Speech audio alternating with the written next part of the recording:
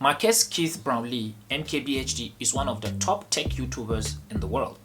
That guy is to the tech community what Drake is to the hip-hop world.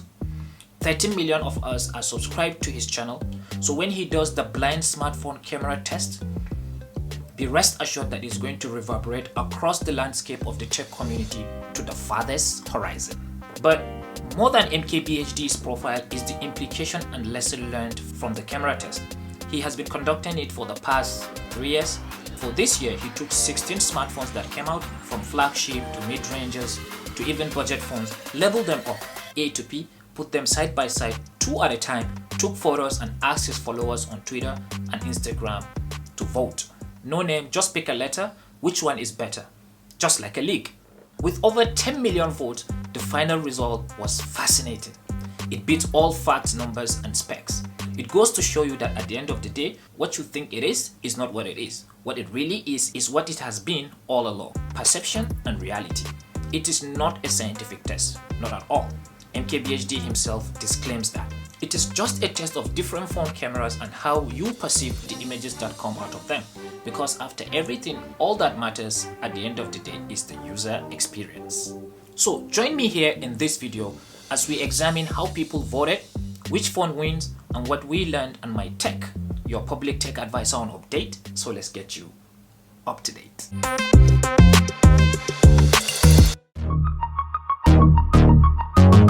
The contest. So this is how the competition looks. 16 players, A to P, 3 rounds to the finals, winner at the end. These are the smartphones. Take a look. Okay. For the first round, this is the photo. MKBHD holding the game controller. People voted, and here are the winners. Motorola Edge Plus beat iPhone SE.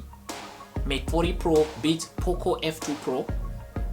Pixel 5 beat Oppo Find X2. Zenfone 7 Pro beat the LG Wing, my favorite.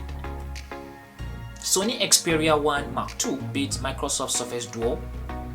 Mi 10 Ultra dusted the OnePlus 8 Pro.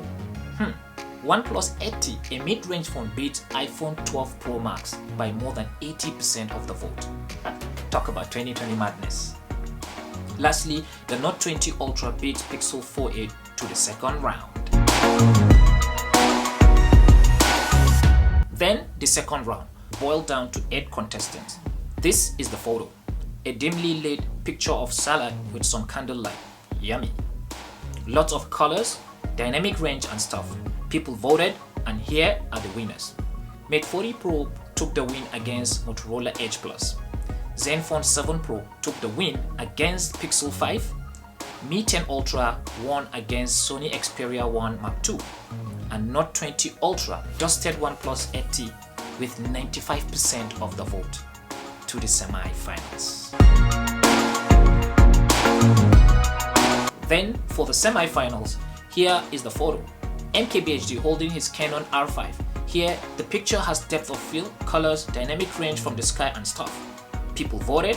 The Zenfone 7 Pro narrowly beats the Mate 40 Pro, and Mi 10 Ultra beats the Note 20 Ultra to the finals. Narrowed down to Zenfone 7 Pro versus the Mi 10 Ultra. If you remember, we covered the Mi 10 Ultra here on the channel versus other 4 brands. Watch it up there, or there is a link down in the description. The match is over this photo. The pumpkin picture. 3 little pumpkins with an older brother leaning from the back. People voted.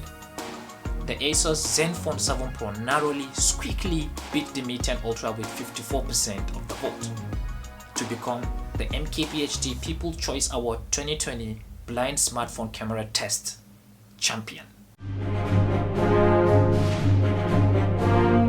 So, the champion, Zenfone 7 Pro, have you even ever heard of that? If yes, you're good. If you haven't, the Zenfone 7 Pro is the flagship smartphone from Asus with a peculiar motorized flip-up triple camera system that dualizes as the selfie camera also. 64 megapixel wide-angle main lens, 12 megapixel ultra-wide lens, and 8 megapixel telephoto. It can shoot up to 8K at 30 frames per second, all the way down to 720p at 480 frames per second as ultra slow-mo videos. The display is 6.67-inch Super AMOLED display with 90Hz refresh rate, released September 1st, 2020. The rest is your regular flagship specs, features and price. You know, the Snapdragon 865 processor, 5000 mAh battery, fast charging, aluminum frame, Gorilla Glass 6, around $1,000 or so. And you can see, this is the champion. The key? Consistency. Bravo. Bravo, Asus. MKBHD's observation: 1. Brightness. 2. Color or saturation. 3. Compression. Because the voting took place on Twitter and Instagram, all these platforms compress their photos during upload, so a small amount of data here and there is lost on the way. Brightness and color saturation play a lot in influencing the votes, because people would typically choose a brighter photo with more color pop, and white balance is what's behind these two. Generally, white balance is a measure of how warm or cool a photo is in relation to whiteness. The warmer, the orangier; the cooler, the bluer. For round 1, looking at the photos side by side, A to H, you can see A, B, and D have poor dynamic range, HDR, making you not able to see the cloud in the blue sky outside the window. And from I to P, you can see I, M, O, and maybe J have poor HDR also. K and P completely lost it in that you can't even see the clouds. For round 2, from A to O, pay close attention to the candle flame and the red cherries in the salad against the background. Then round 3, semi-finals. Pay attention to the skin tone, blueness of the sky and yellowness of the pavement. And in the finals, side by side, the most saturated, the one with more color pop, won. Even though it's very subtle, the Zenfone 7 Pro. My take is that the quality of the display, the screens people are watching these pictures on, also play a role.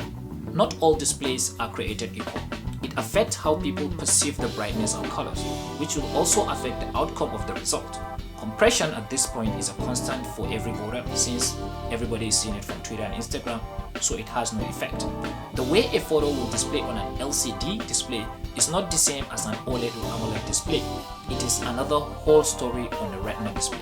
I think this is a major factor that affected the outcome in the end. It goes to show you that at the end of the day, what you think it is not what it is. What it really is what it has been all along.